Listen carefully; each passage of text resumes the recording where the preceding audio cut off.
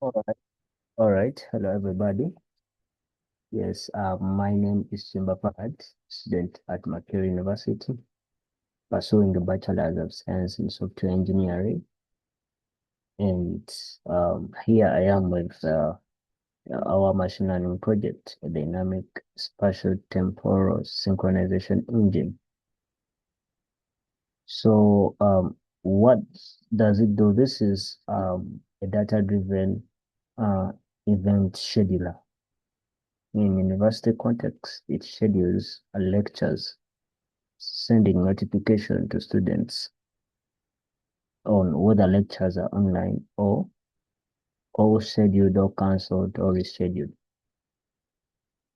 So it's data driven, taking in parameters, that is traffic, weather, lecture importance, and many other events that occur within the university.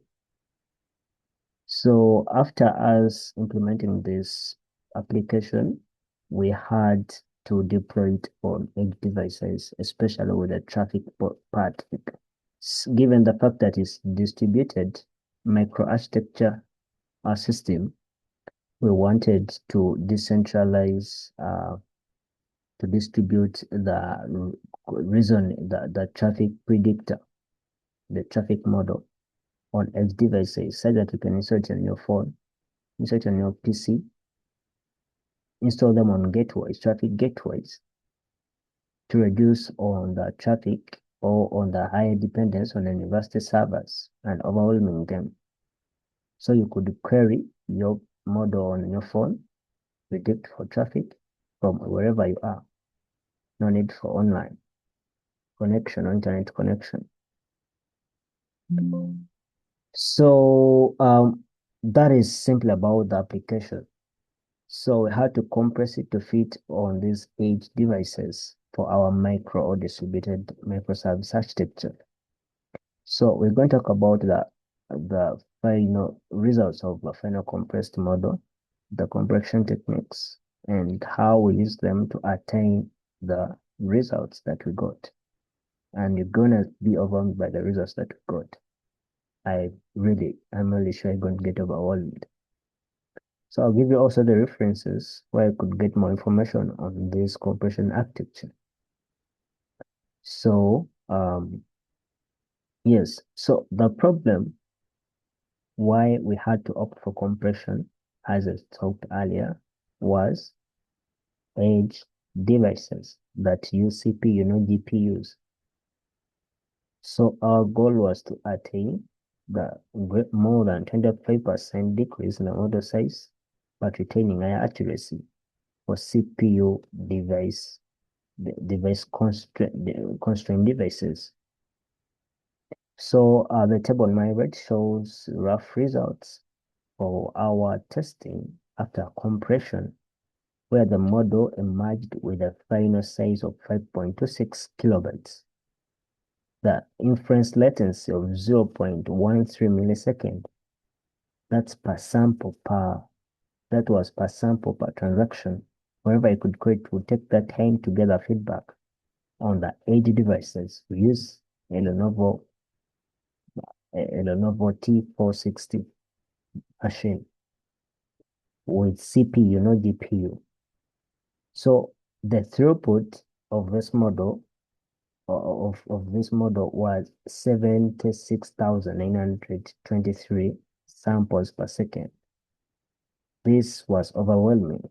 It was really, really outstanding results, especially when highly queried by many people in the urban center or setup. The accuracy was still high. So we're gonna show you how we attain those results. It's really amazing, but you have to follow. Okay.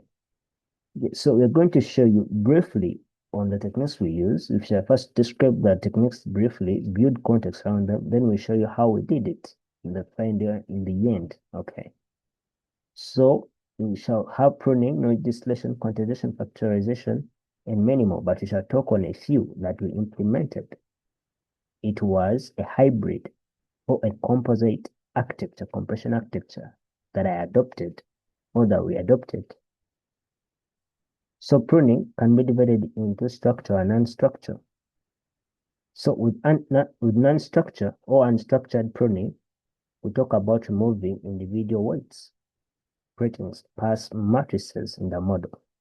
It may not reduce on the CPU operations, but rather reducing the density of the neural networks, just like you could see here. These are 6 neural networks here. These are 4. I did weight pruning here. The same applies here down. There are many here, 9, but here I'm having 4 still. I did weight pruning. So meaning I moved the weights that didn't contribute more to the results. So for the structured type of pruning, here we remove the entire channels or layers or filters. It could be even nodes. This aim changes the structure entirely of the model. So it's better to start with this, then you go to the unstructured pruning when the structure is already locked in. Okay. So this, as we've seen, this significantly increases on the space or saves the space of the final model. Imagine removing this node here, just like you could see in the final one. Removing this layer here in the final model, there's no that layer. We only have the last one, the second one, the first layer, and this input part. Meaning I remove this layer, also the nodes. Layers have nodes, okay? So I removed also this node here. So the final model is this. So rather, you come up with a model that is small, but really efficient. So these diagrams, they combine all the types of pruning. That's why I opt for that's why I opt to come up with this this kind of diagram. Okay, because it entails each and every type of pruning. These could be filters, they could be layers or channels. You get the point. So that is it with pruning. So now distillation. Here we're having a teacher-student analogy. How? So a teacher is a large, highly accurate pre-trained model already, and a student is a compact design architecture. A student can be created from this, from the teacher, or created randomly. But it's advisable to create the student from the teacher with pruned layers and weights, okay, to increase on the final accuracy of the compressed student or the student. So how does it work? So the student mode is trained not just on the data, but also on the soft labels that is output by the teacher. So they're all taking data, raw data from the surrounding. They predict, it makes a prediction, but the distillation point, the student aims at reducing the difference between its results and the teacher's. In doing that, it updates afterwards its parameters. Okay, so it does that continuously until it learns the patterns from the teacher's soft outputs. So there's a hyperparameter that we tune here called temperature, okay, in the softmax formula. So this, what it does, if it's high, it increases on the, increases, it reduces, it creates some noise, a little bit of it, or reveals hidden relationships in the output of a teacher. This creates more knowledge for that student to learn, not to be a memorizing student, but a learned student. You get the point. So the more the temperature, the higher the temperature, especially within the range of 1 to 7 or 5, it's better to use 4, 5, like that. So you reveal hidden relationship for the student to learn even more. So in other words, you come up with a small model, but with accuracy, even more than, sometimes more than the teachers. So going to quantization, what it does, it converts the floating point parameters to integer parameters in the tensors. How? Floating points take up a space of, how does this reduce space? Floating points take up a point of, take up 32 bits in RAM, in memory, okay? So I'm assuming I have a stack of floating point 32 parameters in the tensors or weights, okay? So these create large, consume the memory size of these constrained devices, CPU devices. You get the point. So I had to convert them to an int8 tensor stack, whereby I map these floating points to their corresponding, into the corresponding integers of that take up bit of 8 bits. What does that imply? It means that, in other words, the model is guaranteed to be, for the final model is guaranteed to be 4 times smaller than the mother model. How? Because if the final model, each floating point is taking up 32 bits, and in the compressed model, the quantized model is taking up 8 bits, it means that the quantized model is 4 times smaller than the parent. However, that is only theoretical achievement, because of this mapper. This mapper also takes up space, and also the metadata on the quantized number is also stored. So you end up getting at around greater than 30% of the quantized model size, not the theoretical 4 times smaller.